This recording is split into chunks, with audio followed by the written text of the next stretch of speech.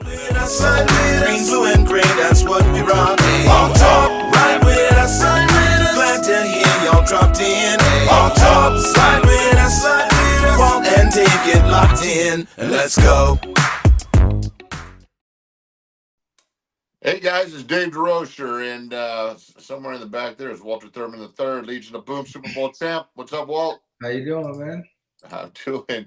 So we're back. We took a little hiatus. What a kind of dumb time to take a hiatus, but of course there was the holidays, right? And so we were both busy, especially Walt with the youngins, and then I was sick, and then Walt was at a Rose Bowl event, being a superstar. So, but we're back.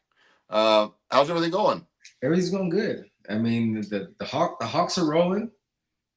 Hawks are I mean, rolling. we're started the new year off right. So yeah, can't complain. That's right.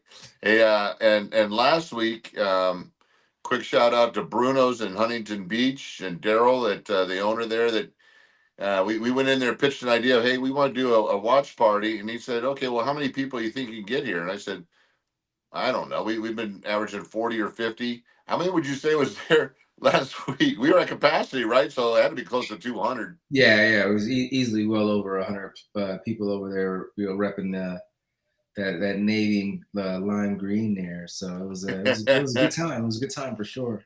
Yes, yeah. So if you are watching and tuning in, welcome back. And if you are in SoCal and you're looking for the spot, it is going to be Bruno's. We're doing it again this week. Walt will be there with his family.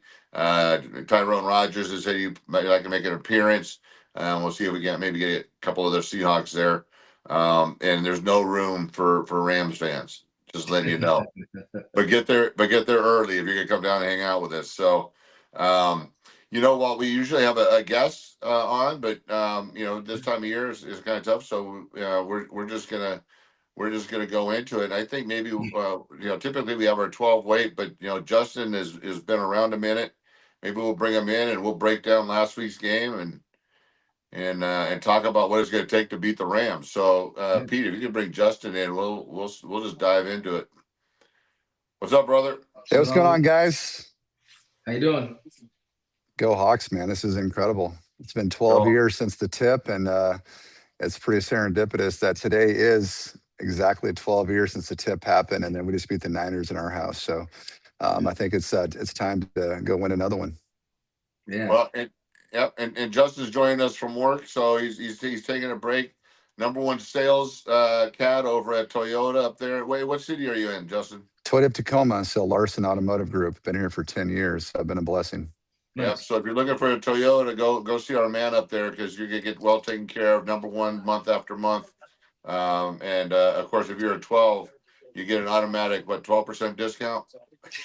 At least. Well, 212s is 24, so beast mode. Wow. Hey, there you go. All right. So if nothing else, you'll get well taken care of by our guy Justin up there. So hey, let's talk about. We got to talk about last week's game. I think that there had to be a little bit anxiousness, because I know we all watched the Niners rolling up into that game. We all know they're injured, but they dismantled the Colts, who we struggled with. They're just handling everybody. And so I really thought that, holy smokes, I hope you're not taking them too lightly just because they are injured. But we didn't. Yeah. We didn't take them lightly. But what were your thoughts, Walt, of that game, watching what we did to the Niners? Yeah. I mean, it's you almost got, this is our, we've been out for 3 weeks, right? Since we played the Niners, we had to bye. So, I mean, we played the Niners back to back. Even if you go back to the last season game to win the NFC West Championship, against the Niners at home, if you look at the score, it was just 13-3. But if you watch that game, like we've all watched that game very closely as it was going on, we dominated them. Yes. At the line of scrimmage. Their offense couldn't do anything. That was a game that easily could have been 30-3. So so we get to this game and see 41-6, and it's like I see this is the same game already. They didn't change from they didn't change from week to week. They got an extra injury with Kittle going down. You get Trent Williams. Trent, he's 40 plus now. He's a little older. Those guys at defensive line are very quick and agile right there, to where it's a young man's game.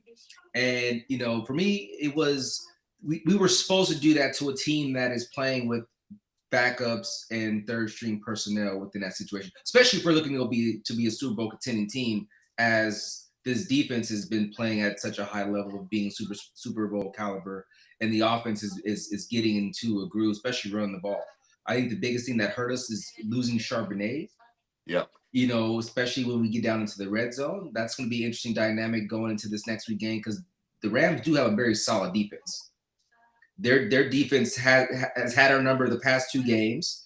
We skated by our last home game against them, and we lost it down and had plenty of opportunities to win that game, despite the 4 interceptions that were thrown by Sam Darnold. So this is a team that does know us very well, and they're going to play hard. This is not a walkover game, but I think it's going to be the battle of the defenses and who can score points once they get in the red zone. And I think not having Charbonnet, I think Kubiak is going to be creative as far as being able to find ways to get into the end zone. And so it's going to be an interesting dynamic from that capacity. So what did you think? What did you think of the Niners game, Justin? Well, yeah, I mean, well, that's a good take. I was in San Francisco, in their house, 3 weeks ago when we beat them in their house. It was quiet, and their crowd is not that faithful, let's be honest. And so coming back, home and playing them again, watching them play against the Bears and see that shootout, and seeing how dominant they've been on offense. Even, I mean, they use their tight ends really well, even their backups. They're down a lot of defense players, Warner, Bosa, like all their big guys, that they've been known to really attack our front, have been out, but they've played really well. I mean, but their defense just hasn't been there, but their offense has been just killing teams. Brock Purdy's looking like he's a magician. Like watching him against the Bears that game on its prime time, he looked like he was like Houdini out there. Like he was just dancing around people, tossing touchdowns all over the field. And then when they played against us, we made him look like Pee Wee football team. I mean, it was incredible. One thing talking about playing the Niners and the Rams, I mean, the Rams front 4 is better, right? Their front 4 on the defensive line is strong. And I think playing against the Rams at home, the third time, because you're playing against the NFC West teams, the top 2 teams 3 times in one year is incredible. And if Sam Darnold can, not turn the ball over, protect the football, we're going to win that game on Sunday. And that's the big thing. You can't turn the ball over against the Rams. You can't give the Rams with their offense extra possessions. Extra possession is going to kill you every single time because he knows what to do with the ball. They know how to score the ball. And if we can just hold them to a mediocre 24 points, we win that game. And I think 24 points against Matt Stafford is a good day, right? And we can't turn the ball over. That's the key to the game for me personally, watching, this explosive offense the Rams have. And versus the Niners, we're expected to win that game. In the past, what I didn't like about Pete Carroll's mentality was we win it in the fourth quarter. And Russell Wilson was a great quarterback. I love Russell, but the LOB carried us. Russ is great. And it changed when he became one-dimensional. It started becoming a pocket passer because he was able to stretch that defense and get those DBs on their heels. Yeah. So now the fact that we're playing a different mentality of football, I love the way Mike McDonald's got this team playing as we know how to hold that lead. What I've seen this season, which has been huge, is when we get a lead, we know how to pound the rock and we can kill that clock. And we did a great job against the Niners in their house and killing the clock. And that's what we need to do against the Rams is get a lead early and hold that lead. And we haven't blown, I mean, every time we've gotten the lead this season, we've held the lead and we haven't let them come back. So I think that's a key to the game is you can't let it get down to the fourth quarter and, expect late game heroics all the time. And that's what Pete Carroll was expecting Russell Wilson to pull it out of his butt every single time and take off on third down and stretch the field and move the chains. Well, it doesn't always work out that way. Maybe 70% of the time, but when you're playing the playoffs, you got to be all 4 quarters. You got to be dialed in. Yeah, I'll tell you. So leading up to that Niners game, to the point you guys were making is that it's going back 2 games, to the Colts where we struggled against the Colts at home. We couldn't move the ball on that defense, and the Niners walk into Indianapolis and just were hucking the ball all over the place and just shredded them. And I'm like, holy smokes, man! I really thought the Colts were gonna play them pretty tough, but then that game with the Bears going down to the wire, but that's like every Bears game we've seen this year. Yeah. Every game with the Bears goes down to the wire, and they were able to pull it out. But once again, it's like even in the diminished capacity, and it's easy, while sometimes for you to look at But a team those aren't good defenses though either. yeah. I Well, mean, the Colts held us. I mean, we couldn't move the ball on the Colts for nothing. yeah, I mean, we did go through a little slump there where we were struggling on trying to score points and move the ball there. Yeah. And I was right in that little pocket to where they came up for that game because their season was on the line at that point. Yeah. That was a game they couldn't have lost. Right. They especially going what they were 7-1 going into at one point, and then just went on a straight losing streak before they got Old Man Rivers. Old Man River. Yeah. Old I Man mean, River. the Rams defense, they're ranked near the top in PFF grades first, and then EPA they're eighth. So, in the playoffs, they've been dominant Yes. on the defensive side of the ball. And so, like I said, protecting the football, that's always been the thing with Pete Carroll was, the ball, right? And the same thing with Mike Macdonald. If we don't turn that ball over, those turnovers made it close. The reason why it was close against the Rams is because we had those turnovers. Yeah. And if we can hold, and run the ball, our offensive unit is way stronger than the Rams, in my opinion. I mean, I think Matt Stafford's a better quarterback, obviously, but he's up there in age. So if we can get pressure after him, if we can get Leonard Williams to break that A gap, that B gap, if we can get Byron Murphy pushing up the middle, collapsing that pocket, we're going to have a good day. And we're going to be in San Francisco and the 49er house winning another Super Bowl. Yeah, that is the key. There are 2 keys to the game, and that is up front on both sides, and that is our offensive line maintaining what they've been able to do. And Walter and I, we do this every week, and we've been talking about it, and I think most people have. And my keys to us having a successful season was this young offensive line drawing a line in the sand and saying, we're done being the scapegoat for this team.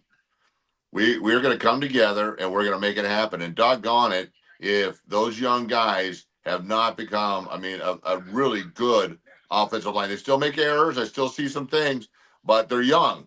But overall, they come right back and they're creating holes. They're giving Sam time, and that has been great to see. The other side of the ball is, to your point, Justin, Sam gets,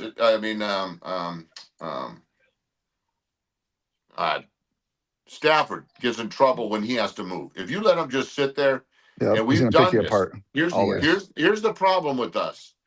We did that with, just think about going back to Old Man Rivers. Okay, that guy's 58 years old, and all we had to do was pressure him, and we let him sit there and dink us and dink us and dink us.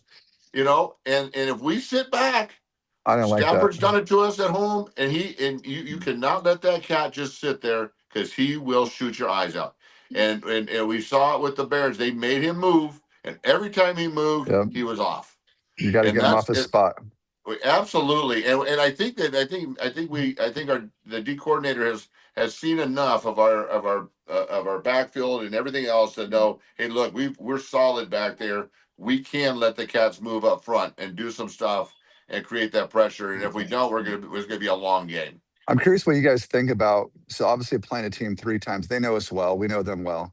It comes down to just manning up and winning your position. I mean, what I like about the LOB in their day was watching you guys play well. It was incredible because you guys had so much speed, but your tackling ability.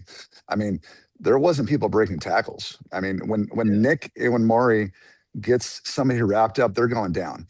When you guys, when Walt and with Sherman and ET flying across the field and that secondary and Cam blowing people up, I mean, you guys had every single portion of that where the front 4 didn't have to do a lot. They created some pressure, and that's when interceptions would happen, when they would force it. But at the end of the day, they could rush 3 and you guys would drop, and you guys were nobody's open.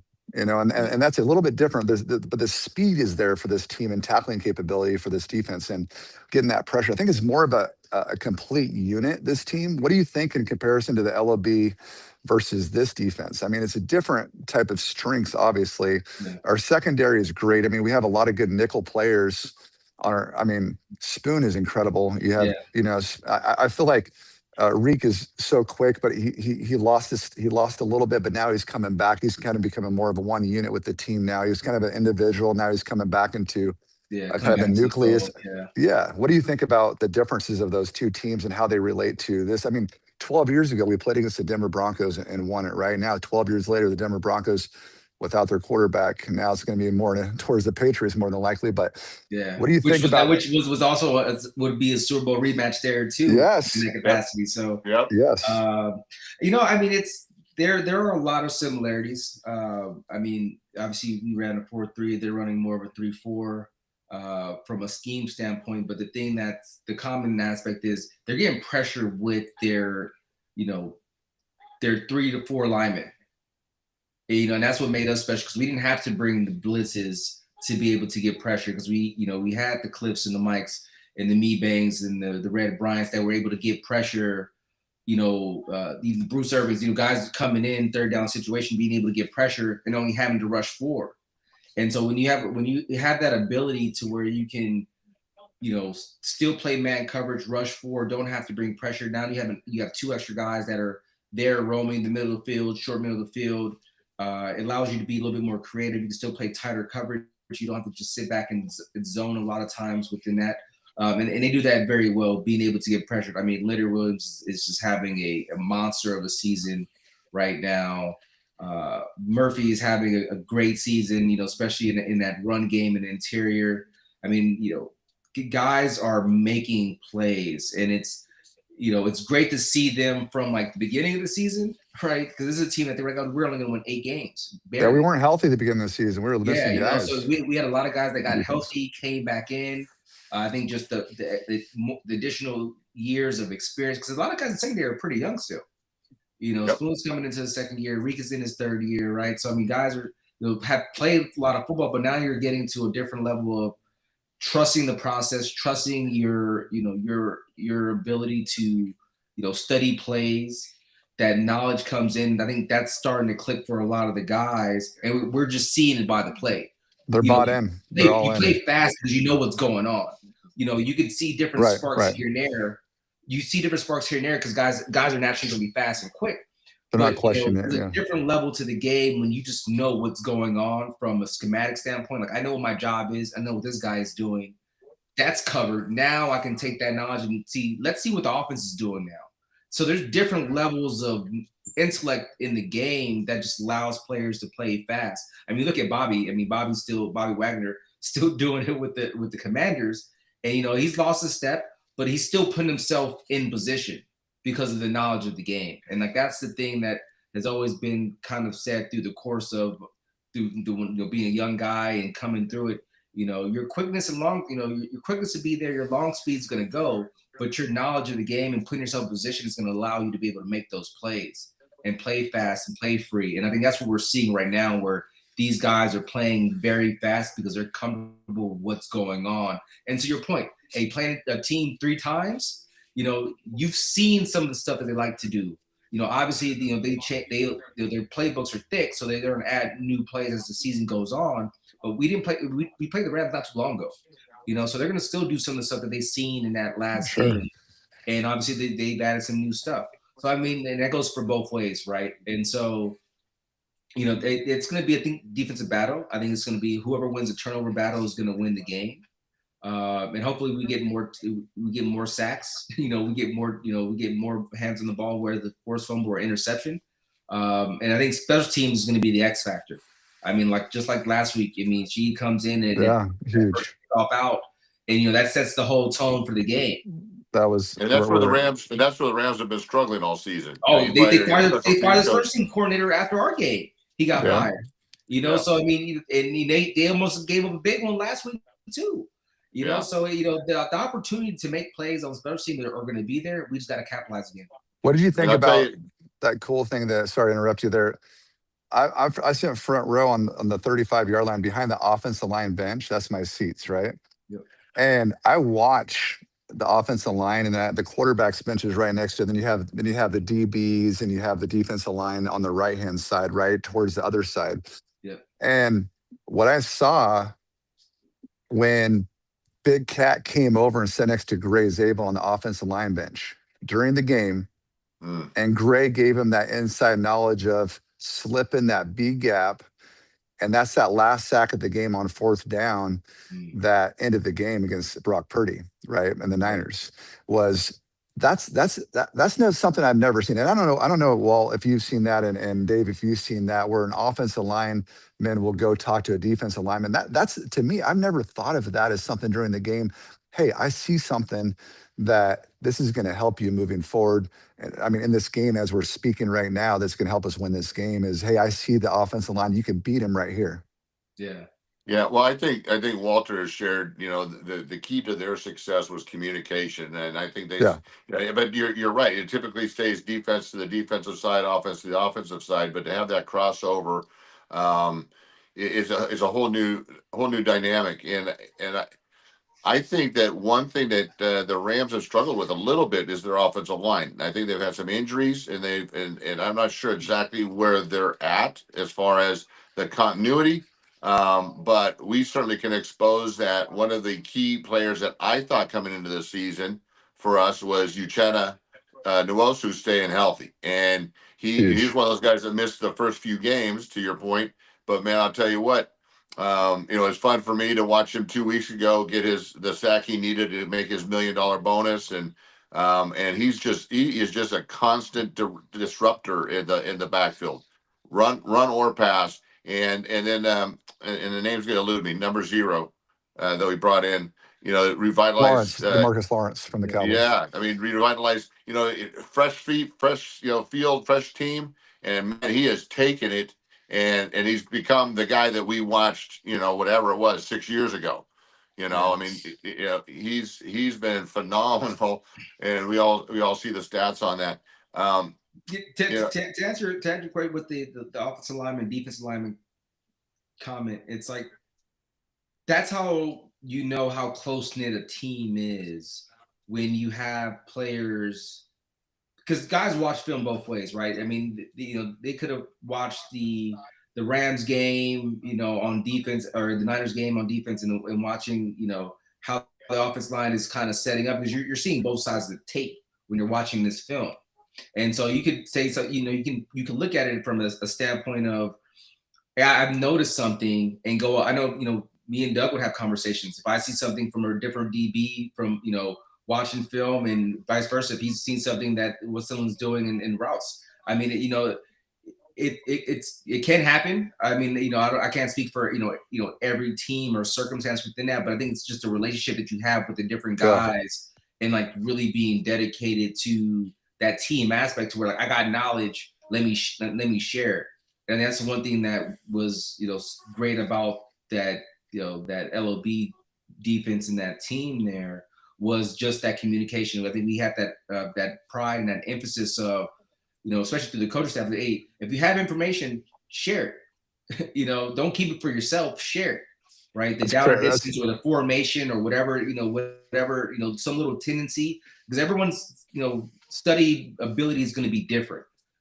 So, if you have something, that's going to help, maybe may not affect you in your position, but hey, it's going to affect this corner over here. Hey, watch this, watch this corner route. The ball's coming this way because it's 3rd and 18 and they're in this formation. But just those little things, those tidbits allows you to play faster. And then now if you trust it, then now you start making those plays that are, exceptional plays. And it's all because of this, just the knowledge and this being a student of the game, or your teammate being able to give that communication to you of like, I've seen this tendency, go make this happen, and like great eye for you to kind of notice and see that situation, because that's stuff that doesn't get, brought up in the press. It doesn't get brought up, on the ESPNs and on the games and stuff like that. You're just like, oh, that guy made a play. But it's like, hey, my teammate gave me that little feedback of, hey, he likes to slant hard, in his direction, within his formation or down distance, right? And like I was able to capitalize that and make the move. Obviously, you have it interworking between defense linemen, within position groups, you have that communication, or same side of the ball, but from defense to offense, that just shows how special this team is, though. So I have a question, Walt, for you. And not every team has a player like this. But when you see a Puka, and always seems to be open, always seems to be in a position to make a play.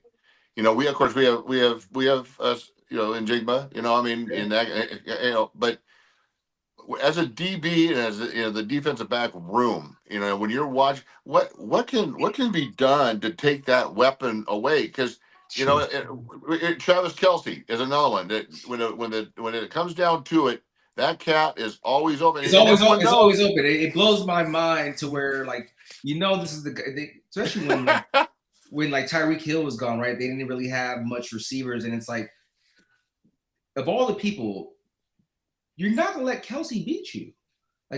Why is this guy open? In a third and long situation, and there's no one around him. Why does no one have any eye? It just blows my mind when that happens within that situation, because it's like a Niner game, right? Does it make you question your no scheme? Kittle. You have no number one receiver. You have McCaffrey. McCaffrey is not going to run the ball on us. We want you to throw the ball to to the receivers down the field. We're not going to let McCaffrey beat us. We should be foolish. And I think the teams that don't understand that dynamic. So I know you don't want to put the overall emphasis on just one guy or two guys within that, but I think for the Niners, obviously we're not going to let McCaffrey beat us, right? We can't let him rush all over us. We need to minimize him if he does get the ball out the backfield, and we did a great job of that both of those games. To your point with Puka, the last game that we played at home, Devontae Adams was hurt. So they had one receiver, right. He was the main focal point. And, he just finds a way. He's one of the best receivers in the league. He's all pro receiver. 225 yards and 2 touchdowns. That makes you start questioning yourself, right? Yeah. You're questioning everything. You're like, is our scheme right? What's going on? Yeah. And it's tough too when you do, because you're not going to play man every down. Because again, even though we do have very solid corners and great corners within that capacity, they're going to win some. And he's one of those guys to where, again, he has great size. He has great speed. He can catch everything you throw at him. And then when you play zone, he's a very smart player to where he's going to find the zone. Obviously, Matt's reading the coverage, looking away to create those little pockets and spaces. It's just a great 1-2 punch. Because again, Matt Stafford is going to be a Hall of Famer. So you're dealing with somebody that's, throwing the ball to a guy at a very high level, to where he can, just from a little look of there, gets the linebacker moves and he's threading the needle, and that's the catch. And, now he's behind the defense and breaking the tackle. So it's, it is tough. And it's a lot of credit to Stafford because he is creating those pockets for him to be able to get open. Because again, he's a veteran and he's playing at a very high level. And it is tough. If you're gonna try to get someone on, you're gonna play man, and you don't want to go double him. The game. Yeah. But why is he beating us across the middle? Right. Yeah. He's beating us across the middle. He's not beating us over the top. He's not the fast, speedy receiver. It's always those crossing routes across the middle where he gets 40 yards after the catch. Yeah. Why is this happening? It's like I-5 right down the middle of the field. Yeah. Yeah. It's. Yeah, I think just a lot of those times where there's zone coverage, with some type of pressure, and he's finding just the weakness of the defense. He just always happens to find the weakness of the defense, and I think it's also with McVay putting him in those positions to where we don't need him to stretch the field, because they have Atwater. They have another receiver that's actually their speedier receiver that kind of stretches the field. So you're using him in the intermediate routes. You're using him in the underneath routes because he's a great run another catch type of receiver, and he just gets to step on a guy. He breaks a tackle, and he's off to races a lot of times. But Tutu Atwell. Yeah, Tutu Atwell. Yeah, Atwell. Yeah. But so okay. I don't understand this. So do you think Mike Macdonald, as a coach, you see Pete Carroll as your coach, right? And he's a defensive-minded coach, Mike Macdonald, right? So do you think Mike's going to change up the scheme for Puka? Do you double this guy? Do you throw something different at him, or do you say, hey, let's just line up and let him try to beat us? We're better than him, right? What do you do to change something up to not let this happen? I mean, what do you do differently than you've seen? Obviously, when you're a defensive player like you are, a DB and a corner, like how do you go into this next game and say, we're not going to let this happen again schematically? Yeah, I mean, you have to stay with what has got you here. I mean, 'cause that's really your core basis. I mean, obviously the third down is the money down to be able to get off the field, right? So, you can bring in some different disguises, some different looks for some coverages to try to, really fool Matt Stafford. That's really what you're trying to focus on, is trying to get him confused, maybe make a misread, maybe hold on the ball just a half a second longer to where defensive line can flush him out of the pocket, or you'll get some type of pressure. But I mean, as far as if you double him, then now Davante Adams has the one-on-one. Yeah, the high tower. Higbee. Tyler Higbee. I mean, that's a go-to guy for Stafford as well, and I mean he's been putting up numbers. So now you have him one-on-one, with a linebacker,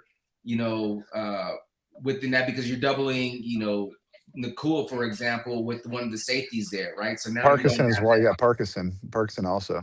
Yeah, so I mean, so they have other guys and other weapons. So I mean, it's one of those things where, like, yeah, do we want to sacrifice an extra guy to have him bracket? I think third down passing situations, third and intermediate, third 7 to 10, somewhere around there, you might have a bracket type of coverage, that you can double team him and make him go somewhere else to find that one-on-one matchup.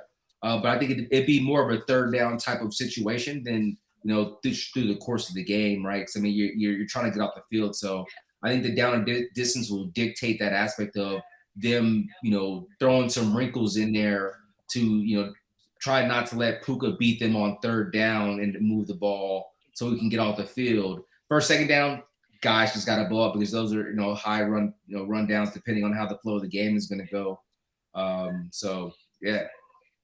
So more like a heavy dose of 5 DB set, and then make the running game beat us. Because the one thing nice about the Rams is they have 2 decent backs, but I don't see them beating teams with the running game. It's not like some of these teams where we've come up against. We have a McCaffrey that could beat you with a running game. I think that they're utilitarian in the run game, but I don't see them, going heavy run set and beating us, which allows us to load up the DBs and protect where their strength is, of course, and that's Stafford. It's funny you say, you try and disguise something and trick Stafford, the 17-year vet. I get it. I mean, that's the idea. He's seen a lot of football, right? And I mean, it can be done, because I mean, we fooled Peyton Manning in that Super Bowl. So I mean, it can be done, right? You overthink. Guys number one offense. Stuff assume other things that's going on. I mean, like run cover 3, but I mean, based off of their formation and personnel, it looked like we were playing cover 4, but we weren't. And so he thought it was something else. And so sometimes it's like you do the same thing over and over again. You think that they're going to bring something else. You just kind of fool yourself, right? It's like that. I think that Rams game, down in LA, I think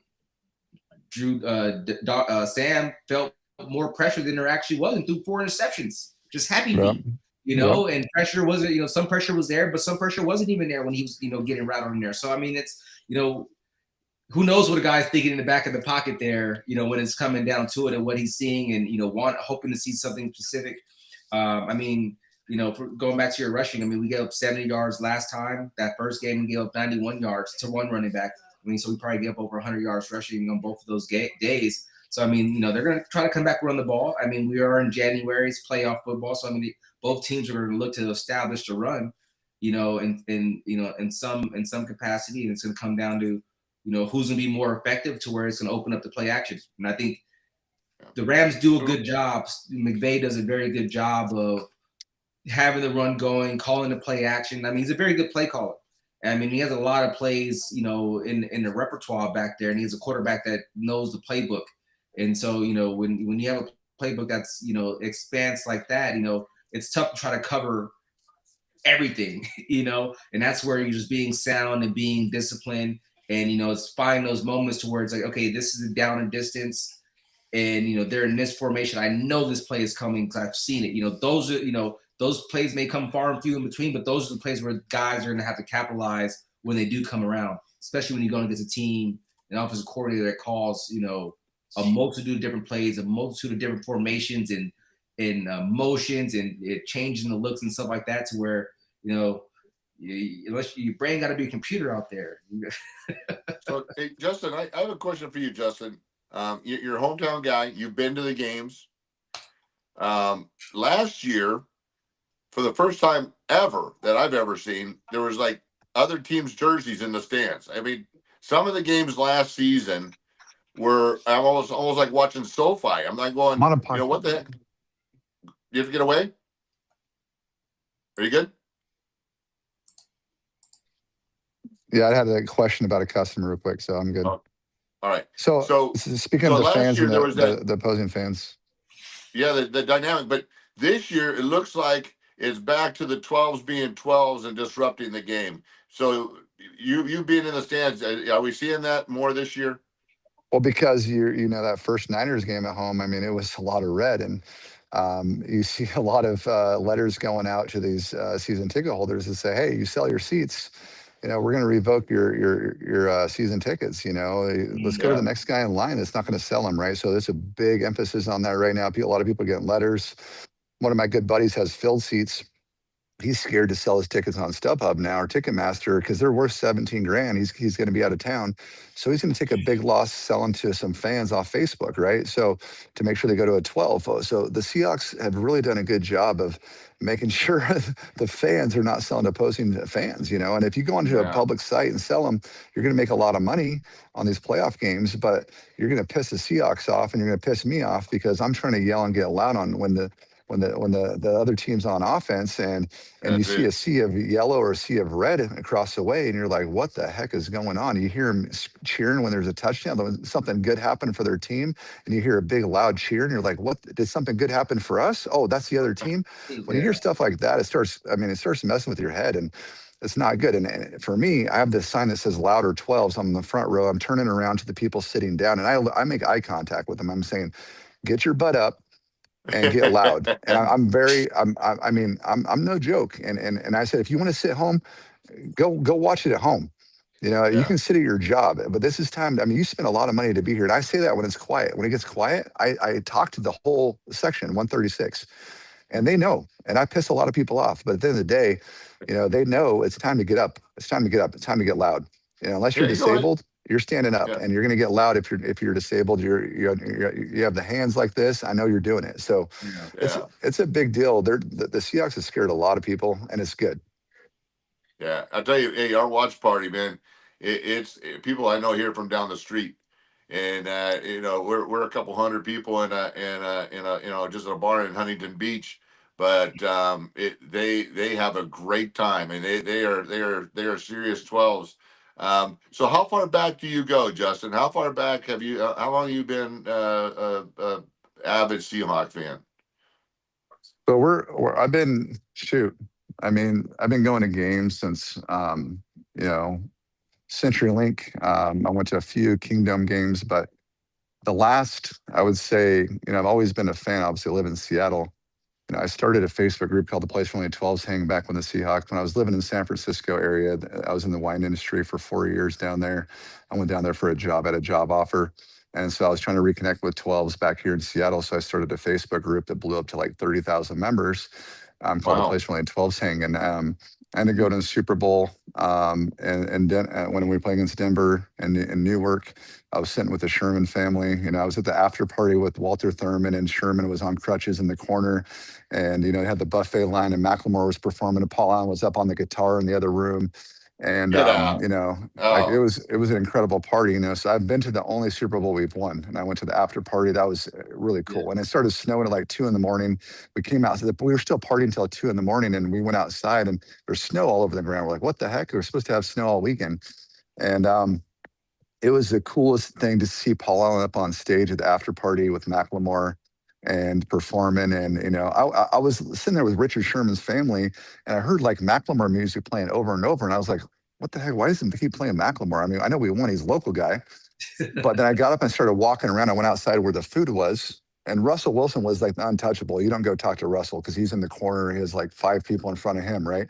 But, you know, so I walked over, and I was like, after a couple hours, I was like, I'm going to go out and see what's going on. And the next ballroom over was Macklemore was up on stage with Paul on the guitar, and I was like, this is incredible, man. I mean, and the cool thing was all the old players like Steve Rabel, and you got Joe, and you had all the freaking defensive guys and offensive guys that are from the, you know, the 80s and the 78, the original team 76. And you see all these guys were out in that hallway, and they're just reminiscing about the old days. And I stood there and just listened to Steve Rabel talk to other guys, and it was just incredible. This is their first Super Bowl. You know, they felt like they were a part of it. The old legacy guys were all there. I mean, Walt knows. I mean, it was a crazy party, man, and it just lasted all night long. I'll tell you, that's And been a fun thing about this show, and you know, Walt being you know, the newer version, and you know, me being, I played in the Kingdome 88, 89, and you know, we've had Edwin Bailey and Largent and you know, a bunch of guys from that era, the Kingdome era. But you mentioned Macklemore. I don't know if you heard our opening intro, but that was done by Wands and Kid Sensation. They did that. We have actually a Wands full is 3-minute cool. like. Yeah, and the Kid Sensation, they busted that out for us. We have a full version, but you know, like I said, it's 3 minutes. We did a condensed version just to open the show with. But you know, there's so much talent out there. Kid Sensation's It's incredible. I pretty, love him, man.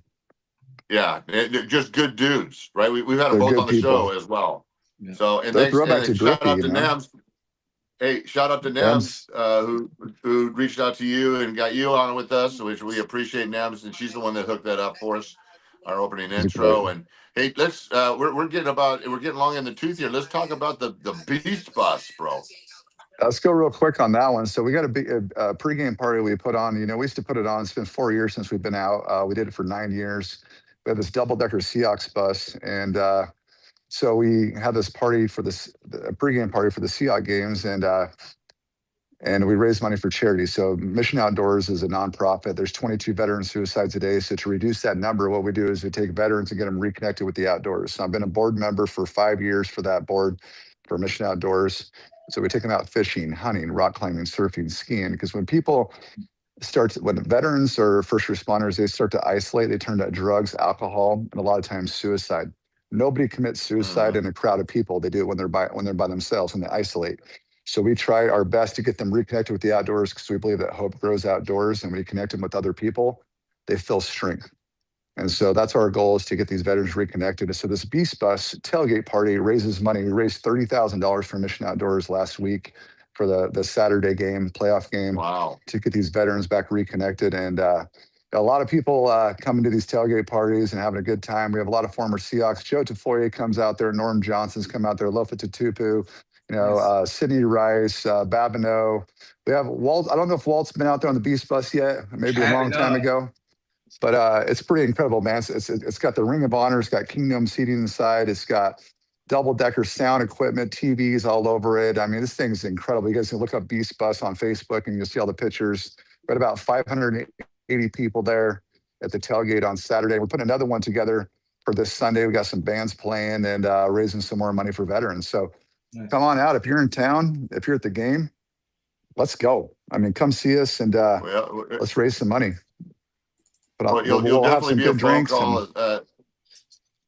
Yeah, next alumni game. I missed it. We missed it this year. I've been a few times. You know, I'm just I'm not a big Seahawks star, but you know, once you've been with the Hawks, they always take care of you, and I'll tell you, they make you feel welcome. And we get the alumni, and hopefully maybe this next year we'll get up there. You'll be one of the phone calls I make for sure. Oh, please call me, man. And Let's get involved go. with We'll get you hooked up. Well, Yeah. we're gonna stay in touch because I do a lot. I actually host a celebrity and veterans golf invitational down here. Yeah. We raise money for local veteran support programs, exactly like what you're doing. This year we have a Medal of Honor recipient joining us, and then Largent, Jim Zorn, Uchenna. Tyson's having shoulder surgery, so he can't make it. But we got a handful of guys that are going to join us. Of course, Walter. And then you know, a bunch of other like Michael Cooper, Walt, you Byron golf, Scott. Walt? We have a lot of Yeah, different golf. Yeah. Okay, he's man, a let's stick. go. He's Yeah. a He's a stick, stick. bro. Once Yeah. you retire, you start Yeah. picking up. You got to do It- something, right? Stay Yeah. I don't know if competitive. you know Nate Boyer. Oh yeah, Nate's great, You know man. Nate He's a Boyer? great guy. Do you know Nate? Yeah, Walt? he's my brother. He's been my He's great, dude. oh I saw yeah, him in he's Vegas my for honorary the host. Super Bowl. I was out there for the he's my Super Bowl 2 honorary years host ago. of our event. And Yeah, when he's that long really snapper. good dude and everything he does with MVP. Yeah. But then also with MVP and everything he does in the veteran community, which, you know, so as long as he's aware of what you're doing, he'd like to support you. I know that. We had him out to our Um, tailgate, Hawk Alley so, hey, tailgate, a couple years ago. Oh, nice. Well, here's the thing. I know that you got somebody bringing a dually in to trade it in, and I don't know. I didn't even know there were dualies anymore. I didn't know. You, I got the numbers right here. I'm ready to Something go. close them. You guys want to close them with me? Should I close them Yeah. while we're live? Close the deal? Tell him, hey, look, yeah. Hey, Justin, I told you I'm a closer, man. Believe me, I didn't walk. I So met should I Andrea get from you that on? desk. Should you close it? Can you close the deal for me, Dave? Oh boy, no, I don't put that in my hands because if he walks away, then I'm gonna feel bad. So this customer right here is going to buy a new truck tonight, right here. Okay. We're closing the deal, going to make it happen. Nice. So, Dave, he Is played he for a the Seahawks Seahawks, and Walter Thurman played for the Seahawks, and they said that you got to buy the truck. I got him 2.9% financing. His son's on the deal, first-time buyer. He's on the deal. 2.9. What type of truck is it? 2.9 is 72 months. It's a good deal, man. He bought a truck for me before. It's a repeat customer. His wife's here. She's the CFO of the family. I didn't even know you could get. Okay. I didn't even know you could get 2.9. Well, because you got to come see me. 2.9. That's You got to come see me, man. I mean, you've been missing out, that's brother. already a good deal, What can I say? What can I say? man. What type of truck is it? He's stealing It's it. a Toyota Tundra. Okay, there you go. Yeah. It's a Toyota Tundra. So we're going to close this deal right now. hey, They're going bro, to drive you're- home in the new truck. Yeah, hey, bro, you're shaking that dually, man. You're gonna save a ton of money on gas too, and actually find a parking spot. Hey, I was up in Seattle. It ain't easy to park. I don't know how you park a That's dually. not. up in He said, "How do you Seattle." park a dually, anyways? You got to buy this other truck. It's a lot because he works in construction, so they got to put some plywood in the back of it. So he was measuring the back of the truck, and they used to do long hauling with this dually, but they don't need it anymore. The truck I sold them. So now they're going to downsize into a gas truck. So going from a diesel. So they'll save a little bit of money. Got the payment a little bit lower. They're going to be happy. So I appreciate you guys getting me on. It was a lot of fun. Come out to the Beast Bus Sunday. We're starting at 8 a.m. We're right across from the stadium on Occidental, raising money for veterans. Go Hawks. Yeah. Hey, Super what Bowl, players- baby. what players It's do been you have coming 12 out? years. What's that? What players do you have coming out? Do you have anybody hooked on the line? Well, I mean, this Sunday, I'm waiting to hit him up. Malofa is always a great one that comes out. I mean, we had Jim Zorn last week. Yeah. Joe Tafoya always loves coming out. Sidney Rice comes out. We had Blitz out there. He's an athlete. Let's be honest. Yeah. He's no joke. Yeah. but we had him All up right, standing buddy. on Hey, top of the do Beast your Bus. business, It's crazy. man. I'll talk to you soon, guys. Go Hawks. Yeah. Hey, That- do your have one. business. 12-year Go anniversary Hawks. today, man. Let's go. Let's get another one. Yes, sir. All right. Let's Right go. on. Go Hawks. Thanks, buddy. Thanks for All right, bye. joining us. All right. Just keep your phone off for a second while let Pete download you. All right. I think that went pretty quick. Hey, Pete, we're still on though, right? Yep. Pete, I think. Yeah, no, we're still on. Yeah, we're still on. Yeah, you guys are on. Producer Pete. All right, good. So, hey, you can join us. Hey, so we beat the Rams. We don't want I know it's one of the taboos is looking ahead, but just to discuss it, do you have any plans on heading up to the Super Bowl, Walt? Yeah, I don't know yet. I still haven't made a decision. What is It's the 9th weekend. Yeah, it's the 8th, 9th, right? State. Yeah. Yeah. Do you have softball? I mean, yeah. I mean, we're getting into it. We do have Yeah. we have a clinic, a workshop, or a camp, I guess, on the 7th. That's that Saturday, actually. So, if anything, it'll be the front end for whatever the events are going on, and then hopping out for that. But yeah, we'll see. Yeah, there's certainly a bunch of events. The one thing I wanted to talk about real quick is any 12s that are going to be up in the area for the Super Bowl. Aside from the other myriad of events that are going on, there's a couple. There's a veteran flag football game they're bringing back on Saturday that we'll be participating in. But I think I may have mentioned it that I'm actually one of the spokespersons for Basket of Hope, alongside Tony Dungy and Kurt Warner, and we will be delivering baskets to children that are in hospitals, actually all over the country. All 32 cities that host a team. Well, we built 8,000 baskets in St. Louis. Is why I missed one of the shows. And we built 8,000 baskets, and we built 8,000 totes that go to the families in 3 days up in St. Louis, and FedEx shipped them to every host city, all of the hospitals, and we have every chapter in the NFLPA that's going to be delivering to kids. But getting to San Francisco, we're going to be doing some events in Basket of Hope. So check out my social media. You'll see where we are. It is just amazing to walk into a child's room that's hooked up to machines and is has various levels of illness and things that they're dealing with, and just to watch them have a smile, and kind of, at least for the 5 or 10 minutes that we're there, kind of escape or forget where they're at and what they're doing. And we hand them a Build-A-Bear teddy bear in a basket with colored pencils and coloring books and toys, and it's an amazing deal. So look up Basket of Hope. We're always looking for donations, anything to make it happen. This year is going to cost us about $1 million to do this, and we do it all through donations. But aside from that, of course, there's all other going on that we get a chance to do. Yeah. And we'll be on Media Row with Pete. I think Pete's going to make it up there, and we're doing interviews and fun stuff like that too. So, but first things first, you got to take care of business at home. Gotta handle business, yeah.